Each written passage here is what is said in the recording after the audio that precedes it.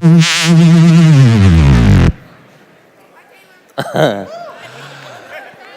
TCTC, how are ya? Doing okay? Man, it is good to see you. I hope you got at least some sort of rest last night, some sort of sleep. I didn't get a whole lot myself, but I'm excited to be here in this room with everybody all at once. We have both Alpha and Omega all in one room right now, which is crazy, but I'm really excited that we can all hang out together. We're going to have a good time. Hey, let's recap where we've been so far. Can we do that? 2 nights ago, we learned that Jesus calls us to be real. We don't have to wear labels to disguise the real us. Jesus can come in, make us clean, give us a new label. Then, yesterday morning, we learned that we are called to be servants to Jesus and to the world around us. And then, last night, we learned that Jesus calls us to be bold. Let's look at our verse. Actually, you know what? I forgot. Pause. I wanted to introduce you all to my family. We've all become friends, and I want you to get to know my family a little bit. So this is a picture of my little girl that I get to see. I'm going to get in late tonight, so I'll get to see her tomorrow morning. Do you all have the picture of my little girl? If you don't, I'm going to crumple and I'm going to weep. I'm going to just weep if you do not have a picture of my little girl that I gave him later. Okay, cool. Well, this is me. And so you can imagine if this was a 1-year-old girl, it looks kind of like that. Cool. Well, there she is. There's my little girl. Her name is Gwendolyn. We call her Gwen. She's got big blue eyes like her mama. And you can go ahead and bring up the picture of my whole family as well. If you all have it, maybe you do, maybe you don't. Okay, so imagine my wife looks like, okay, there.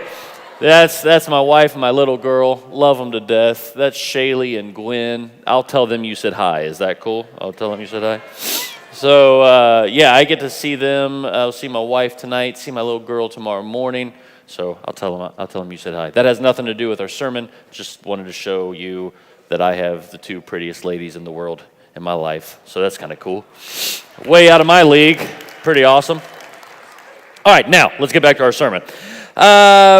Let's pull up our passage in 1 Corinthians. Let's read all that one more time together. We've been going through 1 Corinthians phrase by phrase by phrase. 2 nights ago, we talked about the beginning of that verse. Now you are what? You are called to be real. And then we looked all day yesterday at you are the body of Christ. Today, I want to look at the second half of that verse. Do we have it, guys, out of 1 Corinthians? Let's all read this together. 3, 2, 1. Now you are the body of Christ, and each one of you is a part of it. I want to look at the second half of it today, and each one of you is a part of it. Each one of you in this room today is a part of it. Not someday when you get to be a speaker at TCTC, not when you go to Bible college, not when you grow up, not when you get smart enough, not when you finally stop sinning, but right now, each one of you is a part of it. What is it? It is the church, the body of Christ. We are called to be the church. This whole side of the room, say be. Whole center side of the room here, say the. Everybody over here, say church. When I point at you, bring it to me. Here you go.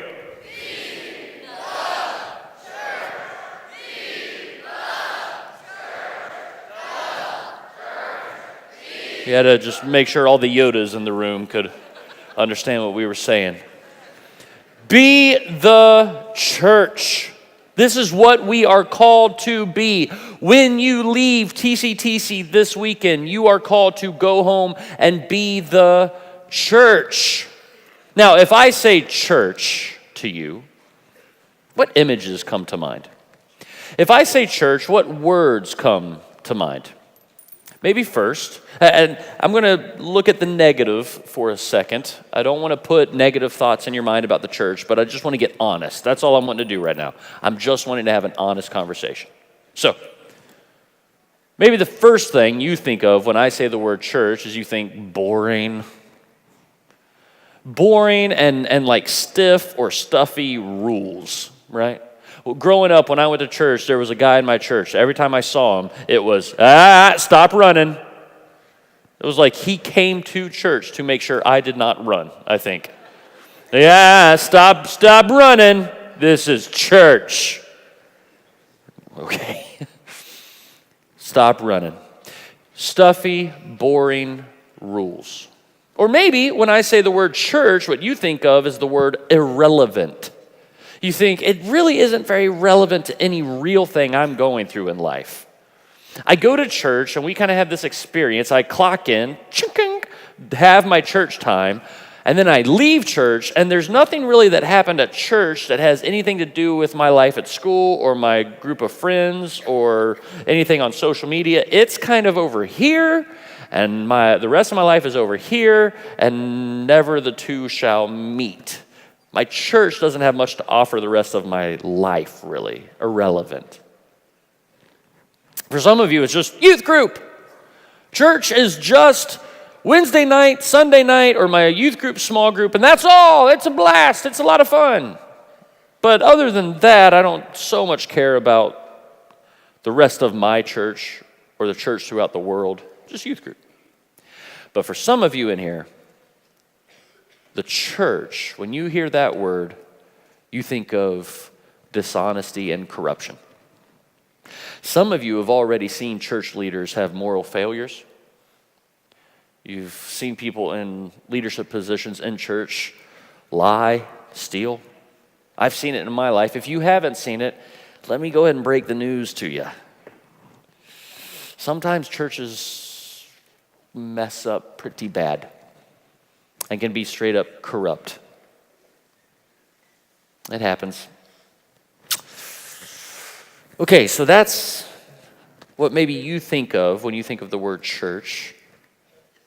Now I want to tell you who the church is and what we are, who we are called to be as the church. You know, the church doesn't compare to any other organization. You can't even put it in a list with other organizations. Pick your favorite company. Let's throw out Nike, all right? Any Nike fans in the room, right? Just do it. Okay. So Nike has great products. They make excellent products, and they make them well. They have a great business model, cool little swoosh logo, a motto or a slogan that motivates people. Just do it. And you may hear that, and you're like, yeah, I am just going to do it. If I just knew what it was, I would just do that. But I can do it. You may hear that phrase, and you're like, I love it. I'm motivated. So you may love Nike. You may think Nike is fantastic. But at the end of the day, you know what Nike is all about? Your money. Nike really wants your money. And if you choose to not buy Nike, there is nothing they have for you. Nike is not here to loyally take care of you and your family. They sell shoes. Okay, so there's that. So let's go a little bit deeper. What about the YMCA? Anybody ever hang out at the YMCA?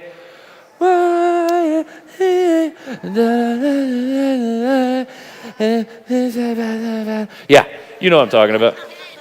YMCA. What does it stand for? Young Men's Christian Association.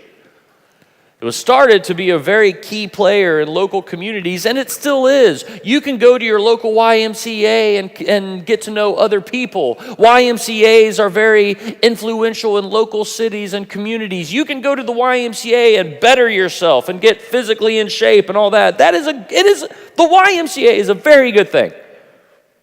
But it doesn't even compare to the church. Because if you leave the YMCA, okay, that's fine. To get into the YMCA, you have to pay a membership. it is still a transaction. Do you understand what I mean by that? The YMCA is still, well, you need to pay in order for us to make your life better. There are strings attached. And if every YMCA in America was suddenly just wiped off the map in some really weird plague, YMCAs all across America are infected with a deadly disease. If YMCAs all over America just cease to exist, we'd be okay. All right, so let's talk about the Peace Corps. Have you ever heard about the Peace Corps? Peace Corps was started by our country to go into other countries and deliver food and aid and medical supplies. Super cool. You can sign up to join the Peace Corps when you're in college and give your mom and dad a heart attack and make them really nervous. But you can go to other countries and provide aid and help. It is a good thing. It does not compare to the church. At the end of the day, the Peace Corps is all about making the name of America known so America can be more diplomatic with other countries. It is all about, here is a supply to meet your physical need, and then we're out, and we don't have much else to offer. The church cannot be compared to any other organization. Your favorite company, your favorite nonprofit, Tom Shoes, whatever you love that you think this is a great organization, is nowhere near being what the church is being. In fact, don't even put the church in a list of organizations. You have the school, you have the library, you have the church. Don't do that. The church isn't even an organization. You know what we are? We are a living, breathing organism. This room right here, we are a thing. We are a being. We are one living organism. And we can take over the world. It sounds a little bit like a horror movie, and I get that. I'm taking kind of a creepy angle on it. But we are a living, breathing organism. We are the body of Christ. But there's another word for what we are. We are a wife. A couple dudes in the room are like, no, I'm not a wife. Don't you call me a wife? I'm not a wife. Yeah, you kind of are. As a whole, we are a wife. John the Baptist was Jesus' cousin. John the Baptist went before Jesus and said, hey, the Messiah's coming, the Messiah's coming, the Messiah's coming. Then one day Jesus came and all of John's disciples who were all like, yay, John, tell them about the Messiah that's coming, saw the Messiah and they're like, who's that guy? Who does he claim to be, the Messiah? Oh, we're loyal to John. And John's like, guys, that is the Messiah. You need to care more about him than me. And John says this. Let's go ahead and bring this verse up out of the Gospel of John. The bride belongs to the bridegroom. So the bride belongs to the groom. The friend, or like the best man who attends the groom, waits and listens for him and is full of joy when he hears the groom's voice. That joy is mine. What John is saying is, listen, listen, listen. Jesus is the groom. And the bride should be thrilled when it sees the groom. So the church is the bride of Christ. Okay, this is a new spin. This is a new dynamic. Let's talk about it. I've been a groomsman in quite a few weddings. I've done some weddings as a preacher, okay? I've never seen an ugly bride. Well, it is incredible, you know. All the groom comes and he's sitting there in his tux or his tie or his suspenders or whatever it is, and he looks awkward and he's just like, and then all his groomsmen come in and get in a line behind him, and then all the bridesmaids walk down and they look really lovely but kind of forgettable, and they all come down the aisle and they get in the line over here, and then the doors shut. And then they open back up. And everybody in the room is just like, and there is a bride. Ladies, there's going to be a day where you walk down an aisle to a young man who you could have done better.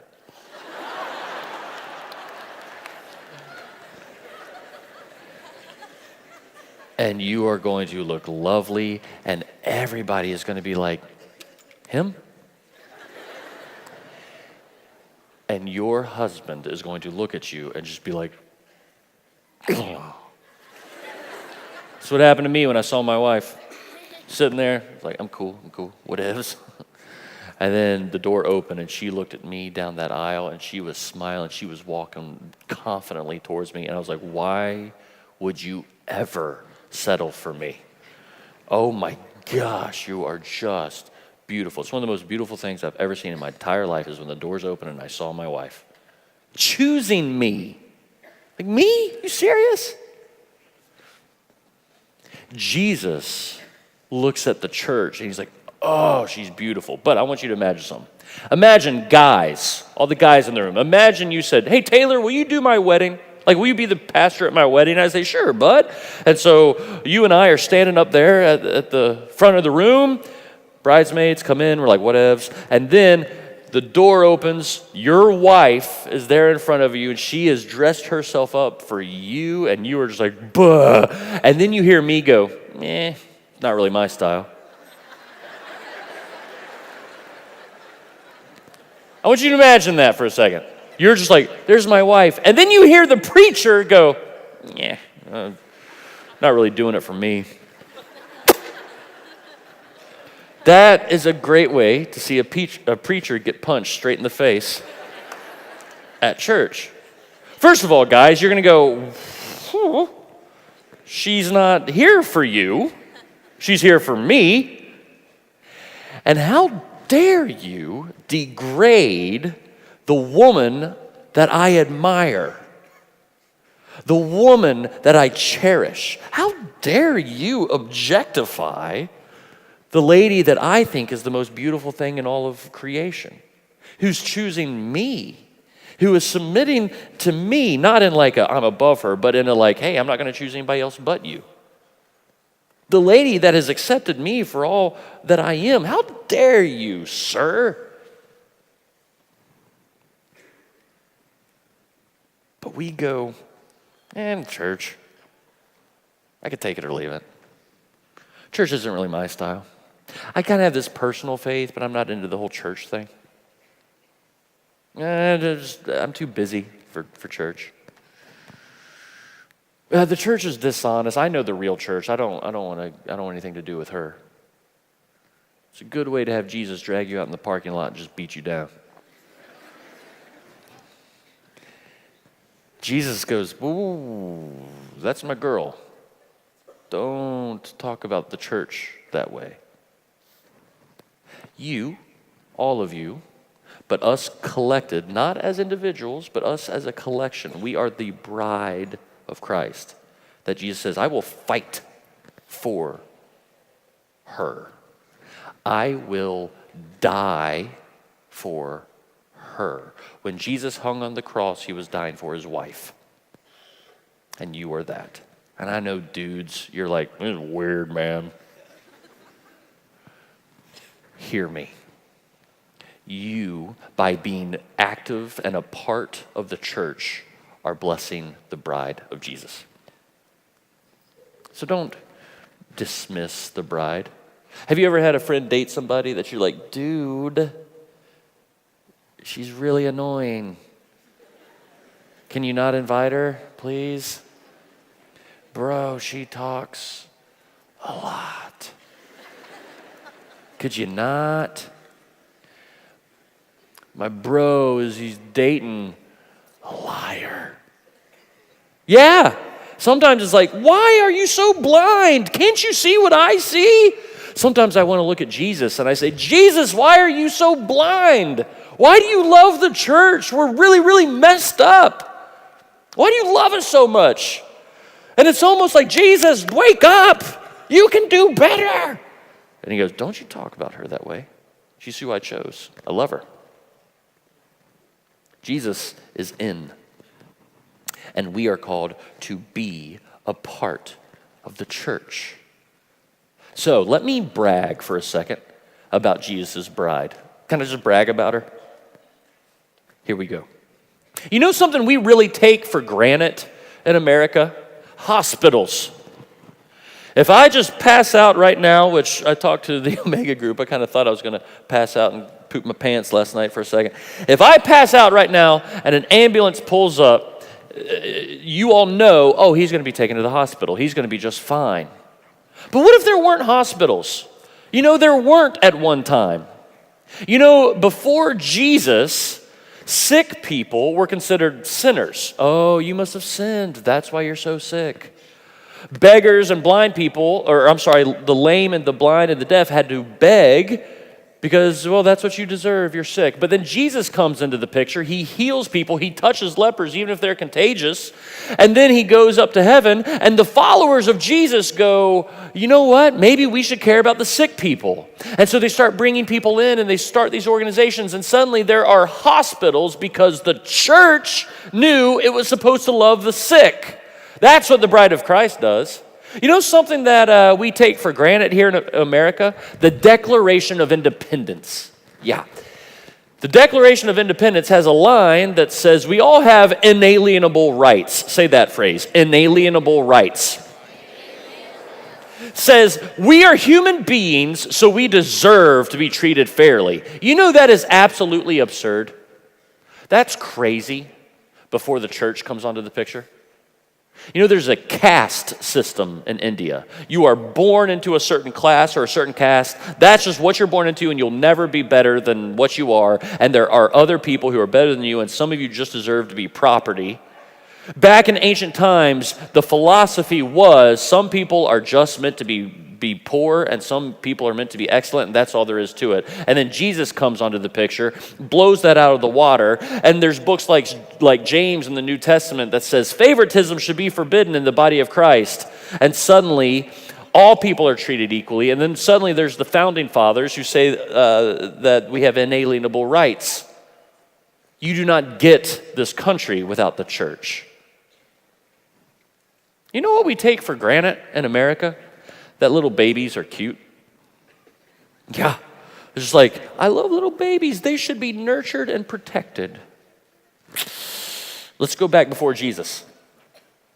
You see, if a little baby girl was born, it was totally acceptable legally for the father of that family to take that little girl out and leave her in a gutter for her to cry for days and die of what was called exposure because girls couldn't pass on the bloodline, and so they could be just totally disregarded. Ancient philosophers said babies are more like plants than humans up until a certain age. But now we say, no, babies should be protected and nurtured. You know why? Because Jesus said, let the little children come to me. Jesus healed little children. Jesus said, unless you become like a little children, you don't get to get into the kingdom of heaven. The church picked up that banner and started taking care of little children. You know what we take for granted in America? That slavery doesn't exist, even though we still struggle with racism, and even though that is still part of the church, and that needs to be done with. We need to get that out of our society and out of our churches and out of our hearts. But you know why slavery is no longer? Yeah, Abraham Lincoln, the Civil War, but also because a slave owner became a Christian, then set his slaves free, felt horrible that he had once had slaves, so he wrote a song, and it was called Amazing Grace.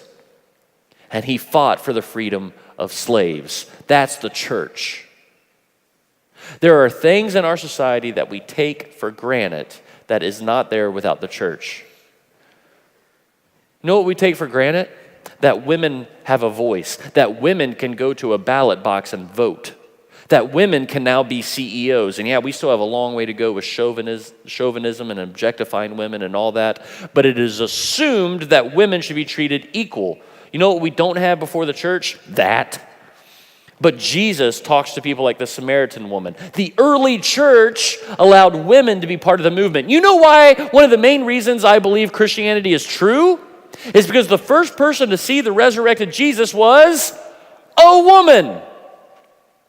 Jesus first appears to a woman, and then she goes to a bunch of men and says, I saw him. He's alive. Do you know what? Back in Jesus' day, women could not testify in court. Women, if they testified in court, it's like, well, that means nothing. It's coming from a woman. But the Christian faith is founded on the testimony of a woman. And the men doubted it, but the woman was right. That is not a good way to start an ancient religion. The church is where we get these rights, where we get people being taken care of, finding a home. This is the bride of Jesus. So what are you going to do? Are you going to just attend the church? Are you just going to go to church? When you get to college, are you going to say, I think I'm done with church? Or are you going to love the bride? There is a story in the Old Testament about a guy named Hosea. Everyone say Hosea. And man, I am glad I am not Hosea. You know why? Because God says, hey, Hosea, I want you to become a prophet, okay? Send to me, God. I'm ready. You're going to speak to the nations. You're going to tell them about my love. Okay, God, I'm ready. God says, here's the first thing I need you to do. Hosea gets out his notebook. Tell me anything. What do I need to do to prepare? And God says, I need you to marry a prostitute. And Hosea goes, wait a second. Huh? God says, I need you to go marry a prostitute, a lady who sells herself to have sex with men every day, maybe multiple times a day. That's who I need you to see as your wife. Walking down the aisle to you, happy to get married, a lady who has sex with a lot of people. Cool. So Hosea meets a prostitute, and her name is Gomer. Can you imagine? Imagine looking on a date, sitting across from your wife, holding her hand. I love you. I just love the sound of your name. I love you, Gomer.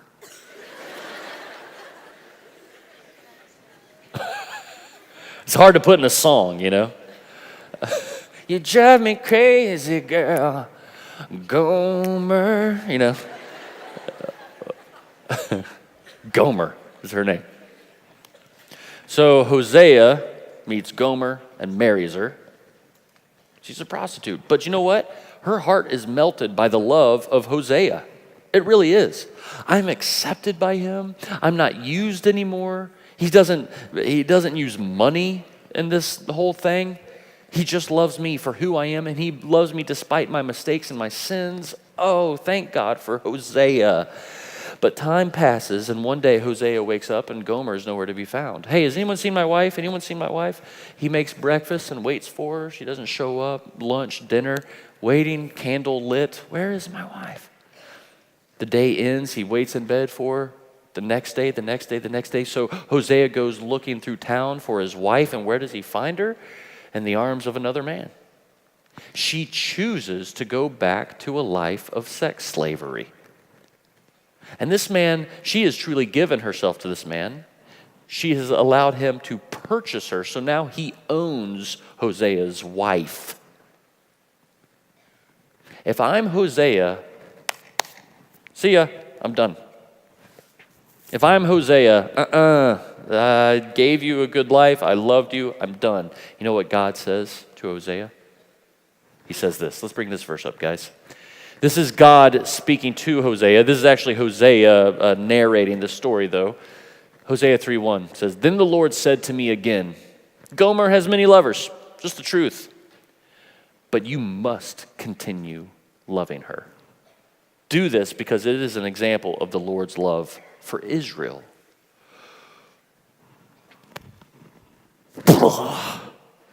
No way. I have to keep loving this lady who has cheated on me? And God says, yes, buy her back. Even though you did nothing wrong, even though she's wronged you, even though she's chosen a worse life, buy her back. So Hosea buys his wife back. Now, let's bring that verse up again, guys. Israel was the people of God, but Jesus comes onto the scene and says, now, anyone who believes in me, you are the people of God. So now he calls the church the people of God, not Israel. So let's read this. Then the Lord said to me again, the church has many lovers, but you must continue loving her. Do this because it is an example of the Lord's love for the church. You know what? The church sometimes gets a little distracted, don't we? Sometimes we care a lot more about church buildings. Sometimes we care a whole lot more about worship sets. Sometimes we care a lot more that we all look the same, that we all have the same skin color at our church. We all act the same way. We all obey the same code of behavior. Sometimes we get caught up on what the carpet color should be at our church. Sometimes we get caught up, well, did the preacher's message really deliver or not? Sometimes the church gets really angry and wants to defend itself in society. Well, we're the church and we deserve this and this and this and this. And we become more concerned with anything else but being the bride of Jesus. And we are called to keep Jesus lifted high for all to see and be the faithful bride of Jesus.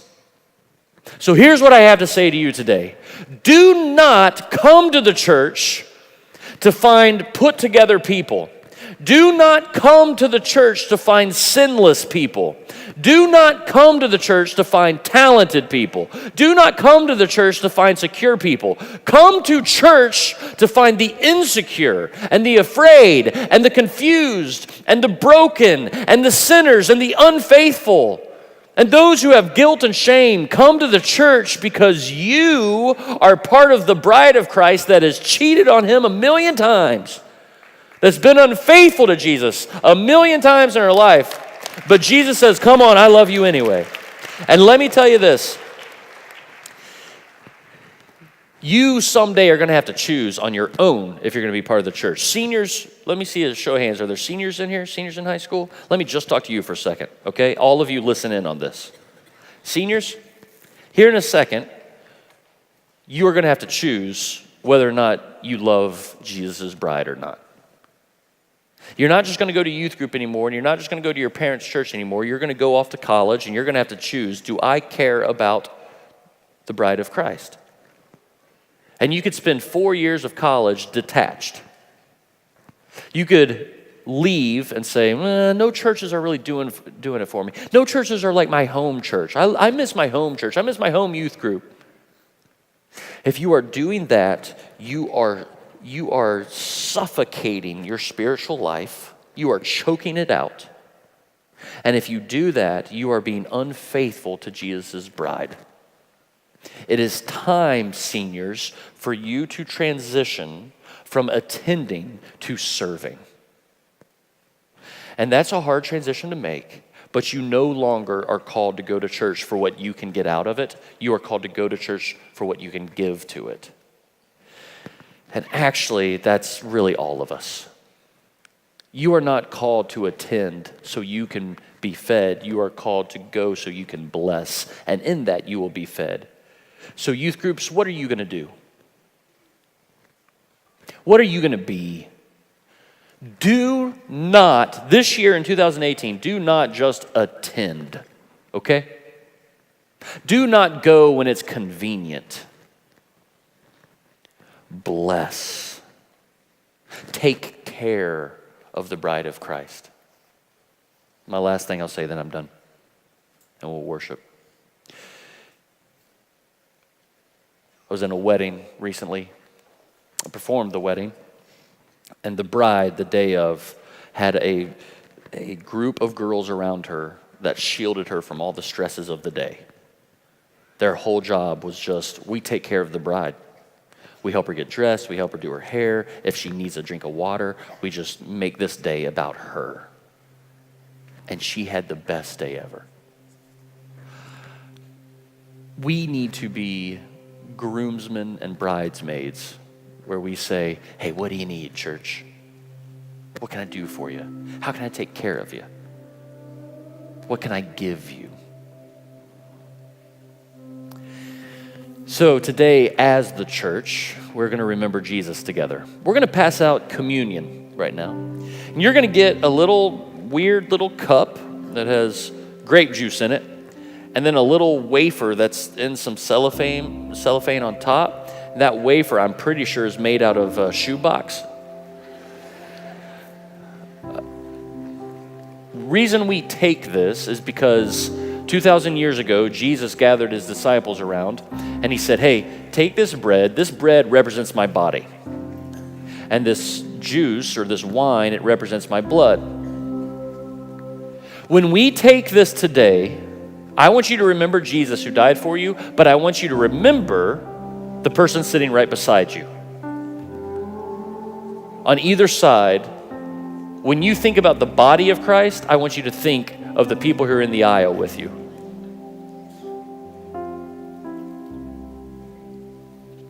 I want you to see the body of Christ. Here's what I want. Let's see. White hat, Adidas hat. Can you just stand up real quick? Were you up here earlier? Yeah. I want you all to remember him. Go ahead and have a seat. Hey, Angie, how's it going? Do you want to stand up for me? This is Angie. She and I went to a literal church together years ago. I want you all to remember Angie. Have a seat, Angie. You in the purple, like on the second row here? Yeah. You're looking at me. Yeah. Can you just stand up real fast? I want you all to remember her, okay? I want you to remember her. Have a seat.